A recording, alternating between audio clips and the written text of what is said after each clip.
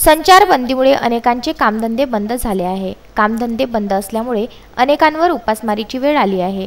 परंतु मेळघाट परिसरातील काही सेवाभावी संस्था या भुकेलेल्यांची भूक भागवित आहे। असाच उपक्रम प्रॉपर्टी बँक, युनियन बँक तसेच मित्रमंडळी परिवारातर्फे धारणी तालुक्यातील अतिदुर्गम भोंडीलावा गावात जीवनावश्यक वस्तूचं वाटप करण्यात आलं। त्यांनी भोंडीलावा या आदिवासी गावात जाऊन स्वतः जीवनावश्यक वस्तूंचं वाटप केलं। यावेळी राहुल चक्रे, राहुल गवई, रवी उघडे, आशिष काळे, मोहन क्षीरसागर यांच्यासह अनेक कार्यकर्ते उपस्थित होते।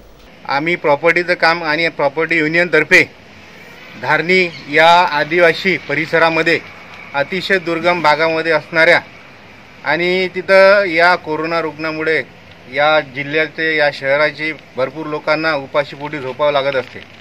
त्याकरिता आम्ही अमरावती शहर तपन परिसरातून प्रॉपरली धारणी तालुक्यातील भोंडीलावा आणि दुसरं गाव होतं कोल्डाडाणा या परिसरामध्ये 250च्या वर परिवार राहतात। ते मोलमजुरी करून आपला उदरनिर्वाह करतात। आम्हाला तिथल्या भरपूर लोकांनी फोन करून धान्याची अपेक्षा आमच्याकडनं व्यक्त केली आहे।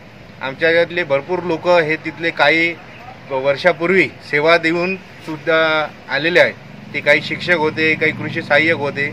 तिथली परिस्थिती फार हालाकीची असल्यामुळे आम्ही या मित्रमंडळीतर्फे त्यांना 15 दिवस चालेल असं किराणा वाटप करण्याचा एक संकल्प आणि दिनांक 24/4/2000 मध्ये तिथं उद्या हा वाटप करणार आहोत। शफीक अहमद, विदर्भ न्यूज, अमरावती।